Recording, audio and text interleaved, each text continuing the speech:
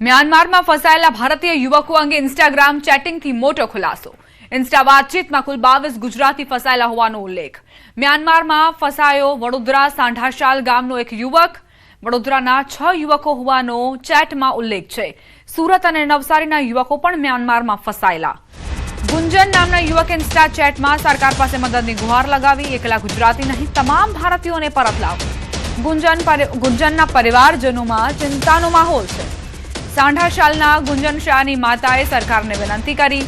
તાત્કાલિક કાર્યવાહીની સરકાર પાસે માંગ કરાઈ છે। થાઈલેન્ડમાં ગયો છે, ત્યાં ફસાયો છે।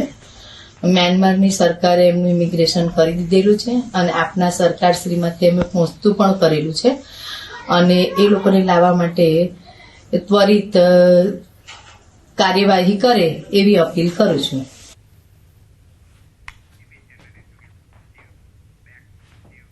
અરવલ્લીના ભિલોડામાં અરવલ્લી બચાવો રેલીનું આયોજન કરવામાં આવ્યું, જેમાં 12 જેટલી સામાજિક સંસ્થાઓ જોડાઈ હતી। પક્ષાપક્ષીથી દૂર રહીને યોજાયેલી આ રેલીમાં કોંગ્રેસના આગેવાનોએ પણ હાજરી આપી હતી અને મામલતદાર ઓફિસ સુધી વિરોધ પ્રદર્શિત કર્યો હતો। આંદોલનકારીઓની મુખ્ય માંગણી છે કે 100 મીટરની મર્યાદાના નિયમને તાત્કાલિક રદ કરવામાં આવે અને પહાડોમાં ચાલતું ખનન સંપૂર્ણપણે બંધ કરી કુદરતી સંપદાનું જતન કરવામાં આવે। કે 100 મીટરની પણ ગિરિમાળાઓ તોડવામાં નહીં આવે અને જે રીતે વર્ષોથી આ ગિરિમાળાઓ છે આજકાલની નથી, અબેજો વર્ષની છે અને જે જળ જમીન જંગલ છે, પહાડી વિસ્તારોમાં કોઈ પણ સમાજના માણસો રહેતા હોય, સર્વે સમાજ ભેગા થઈ આજે અમે આ આવેદનપત્ર આપ્યું છે અને સરકારશ્રીને, ગુજરાત સરકારને કહીએ છીએ તો આ ખનન બંધ કરાવે અને અહીંયા જે રીતે વસ્તી શાંતિથી જીવન જીવે છે એ જીવા દે, નહીં તો આવનારા સમયમાં અમે ઉગ્ર આંદોલન કરીશું। જ્યાં સુધી આ 100 મીટરની જે મર્યાદા છે એ જ્યાં સુધી નહીં હટાવવામાં આવે ત્યાં સુધી આ આંદોલન અગાઉના સમયમાં ચાલુ રહેશે। પાણી બચાવવા માટે, જંગલ બચાવવા માટે અને પર્યાવરણ બચાવવા આજે તો સમાજના આગેવાનોએ નક્કી પણ કર્યું છે કે આગામી દિવસોમાં જુદા જુદા હજુ વધુ સંગઠનો, પર્યાવરણ પ્રેમીઓ અને સમાજના આગેવાનોને, બીજા પક્ષોના આગેવાનોને પણ સાથે મળી જો ન્યાય નહીં મળે તો ખૂબ મોટું સંમેલન પણ કરવામાં આવશે। કેન્દ્ર સરકારના ઇશારે સુપ્રીમ કોર્ટે જે અરવલ્લી ગિરિમાળાઓ હનન કરવાનો જે પ્રયત્ન થઈ રહ્યો છે, જો એ પ્રયત્નમાં અમારા આજે આવેદનપત્રથી અને અમારી માગણીથી જો ન્યાય નહીં આપવામાં આવે તો આગામી સમયમાં સમગ્ર ગુજરાત અને દેશની અંદર મોટું આંદોલન થવાના પણ વર્તાળો થઈ રહ્યો છે। માટે કેન્દ્ર સરકાર અને રાજ્ય સરકારને વિનંતી કરીએ છીએ કે ટૂંક સમયમાં આની અંદર માનનીય પ્રધાનમંત્રી શ્રી અને માનનીય મુખ્યમંત્રી શ્રી અરવલ્લી જિલ્લાની ગિરિમાળામાં 1 ઇંચ પણ જમીનનું હનન નહીં કરીએ એવી ખાતરી નહીં આપે તો આગામી સમયમાં જલદ કાર્યક્રમો કરીશું। શક્તિપીઠ અંબાજી મંદિરનું મહત્તમ નવું જીર્ણોદ્ધાર 1975માં કરવાની શરૂઆત થઈ હતી। આ મંદિર અંબાજીમાં નીકળતા માર્બલમાંથી જ બનેલું મંદિર છે, પણ લગભગ છેલ્લા 50 વર્ષથી આ સંગેમરમર ઉપર સમય સાથે ધૂળ, વરસાદ અને વાવાઝોડાના ડસ્ટથી મંદિરનું માર્બલ પીળોને કાળા ડાઘવાળો થઈ ગયો છે। ત્યારે ઝાંખા પડેલા આરસ પહાડને ફરી ચમકાવવા માટે ખાસ અભિયાન હાથ ધરાયું છે। વડોદરાની ઇકો ફેસિલિટી મેનેજમેન્ટ કંપનીના ચેરપર્સન રાહુલ શર્મા દ્વારા અંદાજે 1 કરોડ રૂપિયાથી વધુના ખર્ચવાળી આ કામગીરી તદ્દન નિઃશુલ્ક કરી આપવામાં આવી રહી છે।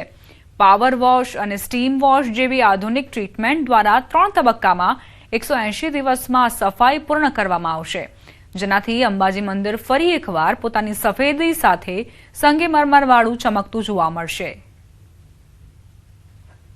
આને એપ્રોક્સિમેટલી 3 તબક્કામાં કામ પતાવવામાં આવશે। પહેલા નીચેનો અમે ભાગ લઈએ છીએ, પછી સેકન્ડ ફેઝમાં ઉપરની સાઈડમાં જશું અને થર્ડ ફેઝમાં મંદિરની ઇનસાઇડમાં જશું। એપ્રોક્સ આ જે કામનું જે અમે અત્યારું હાલમાં જે કાર્ય લીધું છે એ એવરેજ 1 CR ની ઉપરનું ખર્ચો બેસે એમ છે, પણ જેવી રીતે આગળ જશે એમ અમને આગળ જઈએ છીએ અને હું બધાને સૌને આમંત્રિત કરું કે આજે ઐતિહાસિક અત્યારે જે સેવા ભાગરૂપે અમે કરી રહ્યા છે, આવો બધા સાથે મળી અને માતાજીનું મંદિર ચમકાય। આ માર્બલનું બિલકુલ ક્લિનિંગ કરી અને એની ઉપર મિરર પોલિશ કરવાનો આખો એમનો જે મેન્યુઅલી થાય છે માણસો દ્વારા, એ તેઓ કરી રહ્યા છે ઘણા સમયથી અને જેમ જેમ આગળ પોલિશનું કામ થાય, સફાઈનું કામ થશે એમ તેઓ પોલિશ પણ કરશે। તેઓ અહીંયા મંદિર ટ્રસ્ટ ખાતે તેઓ સેવાના ભાગરૂપે કામ કરે છે, કોઈ જાતનું વેતન કે મહેનતાણું પણ એમની ટીમ લેતી નથી અને બધી જ વ્યવસ્થા તેઓના તરફથી કરવામાં આવે છે। શક્તિપીઠ અંબાજી મંદિર ફરી એક વખત ચમકશે। વરસાદ, વાવાઝોડા અને ડસ્ટના કારણે જે માર્બલ પર કાળા ડાઘ પડી ગયા હતા તેને દૂર કરવાની પ્રક્રિયા ચાલુ છે. નર્મદાથી સમાચાર. 75 લાખનો વિવાદ વધુ ઘેરાયો. સાંસદ મનસુખ વસાવા પહોંચ્યા કલેક્ટર કચેરી. જિલ્લા કલેક્ટર કચેરી ખાતે 75 લાખના તોડકાંડ મુદ્દે ખુલાસા અંગે મીટિંગ કરી. નર્મદા જિલ્લા કલેક્ટર સંજય મોદીનો યુ ટર્ન. નર્મદા જિલ્લા કલેક્ટરે ચૈતર વસાવાએ 75 લાખ માંગ્યાની વાત સ્વીકારી. માર્ગ મકાન ઇજનેર મોદીએ કેવડિયા હેલિપેડ પર કલેક્ટરને આ વાત કહી હોવાનું કહ્યું. 2 દિવસ પહેલા કલેક્ટરે ચૈતર વસાવાએ 75 લાખ હોવાની વાત નકારી હતી. આ બાબતે કલેક્ટરે મીડિયા સાથે વાત કરવાનું ટાળ્યું. કલેક્ટર ઓફિસમાં ની વાત થઈ નથી એવું એમને કેવું છે, પણ એમને આજે કબૂલ કર્યું. મેં સાહેબ તમે તો કીધું તો અમને આ પ્રકારનું કે 75 લાખ તો એક હેલિપેડ પર વાત સાચી. અને તે કાર્યપાલક ઇજનેર મોદીના કહેવાથી એમણે વાત મને કરી હતી. અને એ પણ જિલ્લાના એક આગેવાન જિલ્લાના કલેક્ટર તરીકે આ જે વસ્તુ જે છે એ પોતે પણ ગંભીરતાથી સમજતા હતા. અને 75 લાખ રૂપમાં કઈ રીતના ખોટી રીતના કોકને આપી દેવા, તો એટલા માટે તમને અમને કહ્યું હતું. તો હું સાચો છું એ સાબિત કરવા માટે આ મેં સ્ટેન્ડ લીધું કે જો મારી સાથે ન્યાય નહીં થાય તો હું પાર્ટી છોડી દઈશ. એ વાત મેં બહુ સ્પષ્ટ, આજે પણ એ વાતને વળગી રહ્યું. પણ આજે પાર્ટી મારી સાથે છે અને સરકાર પણ મારી સાથે છે અને સત્યની લડાઈ લડું છું. એમાં મારા અહીંના નર્મદા જિલ્લાના કાર્યકર્તા પણ, ભારતીય જનતા પાર્ટીના પણ બધા કાર્યકર્તા, શુભેચ્છક મિત્રો પણ આજે મારી સાથે છે. નર્મદા જિલ્લામાં 75 લાખના તોડકાંડમાં રાજકીય ગરમાવો. ચૈતર વસાવાના સત્તાધીશો પર પ્રહાર. જિલ્લા કલેક્ટરને સત્તાધીશો દબાણ કરી રહ્યા છે. જિલ્લા કલેક્ટરને કહેવામાં આવ્યું કે સત્તા સામે સાંગપણ ન કરો. જિલ્લા કલેક્ટરને ધમકાવવામાં આવ્યા તેવું કહેવું છે ચૈતર વસાવાનું. જિલ્લા કલેક્ટરને ઈડીની ધમકી આપી. સાંસદની તરફેણ બોલવાનું કહ્યું. જિલ્લા કલેક્ટર રજા પર જવાના હતા છતાં તેમને રોકવામાં આવ્યા. સાંસદ મનસુખ વસાવા કહે છે કે મોબાઈલમાં રેકોર્ડિંગ છે તો જાહેર કરો, હું જાહેર જીવન છોડવા તૈયાર છું. કલેક્ટરને અમને જાણવા મળ્યું છે ઈડી સુધીની ધમકીઓ ભાજપના નેતાઓ દ્વારા મળી છે. સરકાર દ્વારા પ્રેશર કરવામાં આવ્યું છે કે સત્તાની સામે શાણપણ યોગ્ય નથી, અમે કહીએ એ પ્રકારે તમારે નિવેદન આપવાનું છે. કલેક્ટર સાહેબની મજબૂરી હું સમજી શકું છું. એનો દબાવ જે પ્રકારે કલેક્ટર સાહેબ પર નાખવામાં આવ્યો એ દબાવવશ થઈને આજે એમણે પોતાની વાત ફેરવી તોડવી પડી છે. ગુજરાત કોંગ્રેસ દ્વારા આયોજિત જન આક્રોશ યાત્રા વડોદરા પહોંચી હતી, જેનો પ્રારંભ વડોદરાના છાણી વિસ્તારથી કરવામાં આવ્યો હતો. કોંગ્રેસના પ્રદેશ પ્રમુખ અમિત ચાવડા અને વિધાનસભામાં વિપક્ષ નેતા તુષાર ચૌધરીની આગેવાનીમાં નીકળેલી આ યાત્રા દરમિયાન વિવિધ વિસ્તારના લોકોએ પોતાની સમસ્યાઓની રજૂઆત કરી હતી. આ યાત્રામાં ખાસ કરીને ખેડૂતોને યોગ્ય વળતર ન મળવું અને શ્રમિકોને પૂરતું વેતન ન મળવા જેવી અનેક મુશ્કેલીઓ અંગે લોકોએ પોતાનો આક્રોશ ઠાલવ્યો હતો. આ બધા જ પ્રશ્નોને ઉજાગર કરવા યાત્રા લઈને નીકળ્યા છે. લોકોનું ઉમળકાભેર સમર્થન મળી રહ્યું છે અને લોકોના હક અધિકારનો અવાજ ઉઠાવીશું. અને 2027માં જે પરિવર્તનનો શંખનાદ છે એ આ જનાક્રોશ યાત્રામાં લોકોનું જે સમર્થન છે એમાં દેખાઈ રહ્યો છે. ત્યાંથી યાત્રા લઈને આવતા હતા ત્યારે મંજુસર ગામે પણ કામદાર લોકોનું એક એસોસિએશન અમને મળવા આવ્યું હતું. એમના દ્વારા પણ રજૂઆત કરવામાં આવી હતી કે અમને 8 કલાકની જગ્યાએ 12 કલાક કામ કરવામાં આવે છે, અમને પૂરતું વેતન આપવામાં આવતું નથી અને રિટાયર થાય એ પછી કોઈ પેન્શનની પણ સુવિધા આપવામાં આવતી નથી. અને ફેક્ટરીમાં અમે વારંવાર રજૂઆત કરીએ છીએ તો ફેક્ટરીના માલિકો અમારું સાંભળતા નથી. ત્યાંના સ્થાનિક ધારાસભ્યને પણ એ લોકોએ રજૂઆત કરી પણ એનો પણ કોઈ પડઘો પડતો નથી. આવી રજૂઆત અમને કામદારો તરફથી પણ મંજુસર જીઆઈડીસીમાંથી મળી છે. સુરતમાંથી બાંગ્લાદેશ સરકારને કડક સંદેશો આપવામાં આવ્યો છે. બાંગ્લાદેશમાં હિન્દુઓ પર થઈ રહેલા અત્યાચારના વિરોધમાં સુરતના કાપડ વેપારીઓએ મહત્વનો નિર્ણય લીધો. સુરત ફોસ્ટા દ્વારા જાહેર કરવામાં આવ્યું છે કે હવે બાંગ્લાદેશ સાથે કોઈ પણ પ્રકારનો વેપાર કરવામાં નહીં આવે. ફોસ્ટા પ્રમુખ કૈલાશ હકીમે જણાવ્યું કે દેશની ભારતીયતાને લલકારનાર સાથે વેપાર શક્ય નથી. ઉલ્લેખનીય છે કે સુરતમાં 240 જેટલા માર્કેટ અને 17,000થી વધુ કાપડ વેપારીઓ છે. સુરતથી બાંગ્લાદેશ સાથે દર વર્ષે આશરે 1,000 કરોડ રૂપિયાનો વેપાર થતો હતો, જે હવે બંધ રાખવાનો નિર્ણય લેવાયો છે. बांग्लादेश से हमारे सूरत का व्यापार सैकड़ों व्यापारी वहाँ व्यापार करते हैं और हजारों करोड़ का, 1000 करोड़ प्लस का मैं कह सकता हूँ कि व्यापार वहाँ पे बांग्लादेश से वाया कलकत्ता और बांग्लादेश का होता है। ऐसे ऐसे देश जो टारगेट बना रहे हैं हिंदुस्तान की प्रगति को, और बिल्कुल मैं सभी व्यापारियों से ये कहूँगा कि ऐसे देशों से हमें कोई व्यापार करने की ज़रूरत नहीं है जो स्पेशली हम लोगों को यदि कोई टारगेट बना के व्यापार करना चाहते हैं। ऐसा यदि व्यापार हमारा थोड़ा कम भी होता है तो हम बर्दाश्त करें, दुनिया में बहुत बड़ी दुनिया है व्यापार करने के लिए। પાલનપુરના ગાદલવાડાના યુવક ભરત ચૌધરીની હત્યાનો મામલો. પોલીસે હત્યામાં સામેલ મુખ્ય આરોપી ભાર્ગવ મંડોરા સહિત 6 આરોપીઓની અટકાયત કરી. હત્યામાં સામેલ મુખ્ય આરોપી ભાર્ગવ મંડોરા સામે ભૂતકાળમાં અનેક ગુનાઓ નોંધાયા છે. ઝડપાયેલા અન્ય આરોપીઓના પણ ગુનાહિત ભૂતકાળ સામે આવ્યા. પોલીસે હત્યામાં સામેલ અન્ય આરોપીઓને પણ ઝડપી પાડવા ચક્રો ગતિમાન કર્યા છે.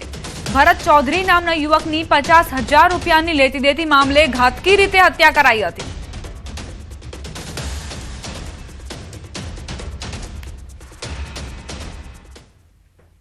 જૂનાગઢમાં નવાબી યુગની યાદ અપાવતું ભવ્ય શાહી ફુલેકું યોજાયું.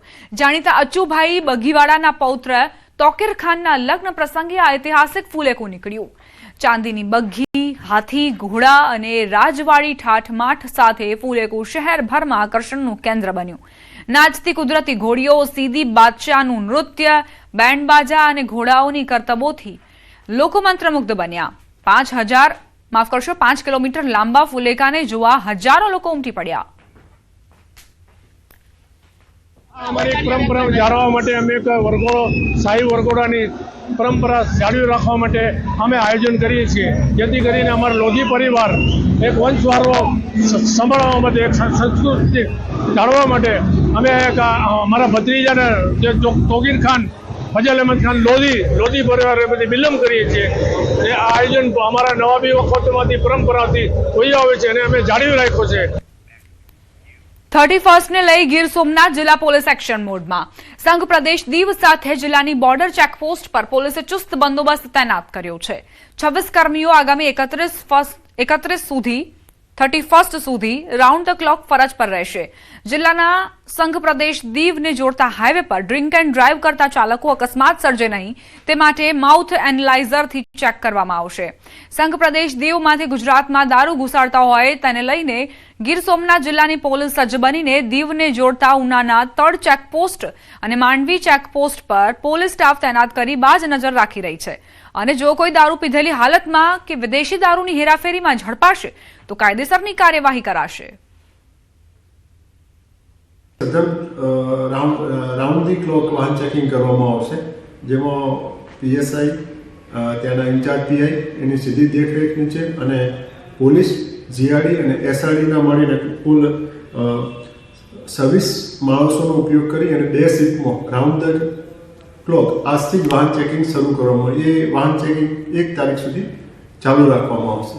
31ને હવે ગણતરીના દિવસો જ બાકી છે, ત્યારે પ્રવાસન સ્થળ દીવ નજીક આવેલા ગીર સોમનાથ જિલ્લાની 2 ચેકપોસ્ટો છે કે જે ચેકપોસ્ટો ઉપર હાલ જે વાહનોના ચેકિંગ છે તે હાથ ધરવામાં આવી રહ્યા છે. કારણ કે આ જે બંને ચેકપોસ્ટ છે, એટલે કે એક તો તળ ચેકપોસ્ટ છે અને બીજી છે તે માંડવી ચેકપોસ્ટ છે, અને આ બંને ચેકપોસ્ટ પરથી અવારનવાર બુટલેગરો છે તે ગુજરાત અને ગીર સોમનાથ જિલ્લાની અંદર દારૂ ઘુસાડવા માટેના પ્રયત્નો છે તે કરતા હોય છે. અને તેમના ભાગરૂપે જ્યારે હવે 31 નજીક આવી રહી છે ત્યારે નવા બંદર મરીન પોલીસ અને ચેકપોસ્ટ ઉપરના તમામ પોલીસ કર્મીઓ છે કે જેઓ હાલ તમામ જે આવતા જતા વાહનો છે તેમને ચેક કરવામાં આવી રહ્યા છે, જેથી કરીને ગીર સોમનાથ હોય કે ગુજરાતની અંદર સંઘ પ્રદેશ દીવમાંથી દારૂ ઘુસાડવા માટેના બુટલેગરો છે તે પ્રયાસ ન કરી શકે અને તે તમામ પ્રકારની કાર્યવાહી છે તે હાલ પોલીસ કરી રહી છે. જોકે જેમ 31 નજીક આવતી જશે તેમ બુટલેગરો છે તે બેફામ બનતા હોય છે અને તેમની ચિંતામાં હાલ વધારો થયો છે, કારણ કે બંને ચેક પોસ્ટ ઉપર સઘન ચેકિંગ વ્યવસ્થા છે તે હાથ ધરવામાં આવી છે.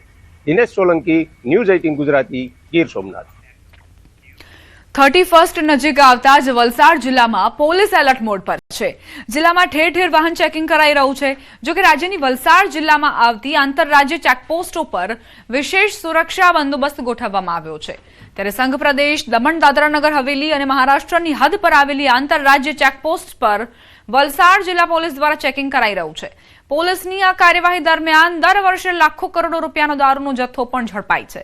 સાથે જ નશાની હાલતમાં ગુજરાતમાં પ્રવેશતા શોખીનોને પણ પોલીસ દ્વારા સબક શીખવવામાં આવે છે.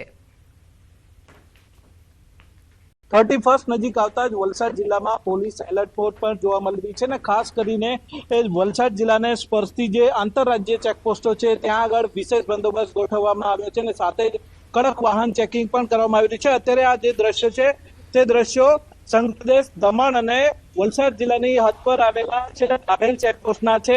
અહીંયાથી જે સંઘપ્રદેશ દમણમાંથી જે વાહનો અહીંયા આગળ આવે છે ત્યાં આગળ આ વાહનોનું છે ચેકિંગ કરવામાં આવે છે। મહત્વપૂર્ણ છે કે 31ના સમય દરમિયાન છે રાજ્યમાં દારૂની રેલમછેલ રોકવા માટે પોલીસ દ્વારા વિશેષ એક્શન પ્લાન કરવામાં આવે છે। દારૂની છૂટ ધરાવતા સંઘપ્રદેશ દમણ, દાદરાનગર હવેલી અને મહારાષ્ટ્રની હદ પર આવેલા જે વલસાડ જિલ્લો છે ત્યાં પોલીસે વિશેષ ચેકિંગ કરવામાં આવે છે। દાભેલ ચેકપોસ્ટની સાથે કચ્છીગામ ચેકપોસ્ટ, કલસરિયા ચેકપોસ્ટની સાથે જે વલસાડ જિલ્લાને સ્પર્શતા જે સંઘપ્રદેશ દમણ, દાદરાનગર હવેલી અને વલસાડ જિલ્લાની જે હદ પર આવેલી 21 જેટલી કાયમી ચેકપોસ્ટો પર આ રીતે જ પોલીસ દ્વારા બંદોબસ્ત સાથે વાહન ચેકિંગ કરવામાં આવે છે। આપને જણાવી દઈએ કે સંઘપ્રદેશ દમણની સાથે મહારાષ્ટ્રમાં પણ મોટા માત્રામાં દારૂ ગુજરાતમાં ઘુસાડવામાં આવે છે। આથી પોલીસ દ્વારા અહીંયા આગળ વિશેષ ચેકિંગ હાથ ધરવામાં આવે છે।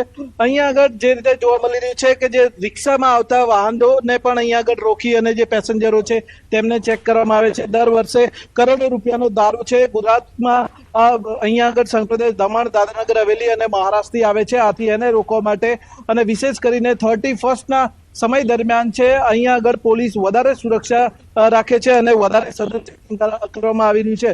આમ વલસાડ જિલ્લાની જે આંતરરાજ્ય ચેકપોસ્ટો છે ત્યાં આગળ પોલીસ દ્વારા વિશેષ સઘન બંદોબસ્ત સાથે ચેકિંગ કરવામાં આવી રહ્યું છે। ભરતસિંહ વાઢેર, ન્યૂઝ 18 ગુજરાતી, વલસાડ। સમાચાર વડોદરાથી વૃક્ષો કાપવાના કેસમાં તલસટ ગામના સરપંચને હોદ્દા પરથી દૂર કરાયા। વિશ્વામિત્રી પહોળી કરવાના બહાને સરપંચે વૃક્ષો કાપી નાખ્યા હતા। 37 વૃક્ષોનું નિકંદન કાઢનાર સરપંચને ડીડીઓએ હોદ્દા પરથી દૂર કર્યા। વડોદરા ગ્રામ્ય મામલતદારે તપાસ કરી 8.35 લાખનો દંડ કર્યો હતો। સરપંચ નવનીત બળવંત ઠાકોરે વૃક્ષો કાપી વેચી માર્યા હતા।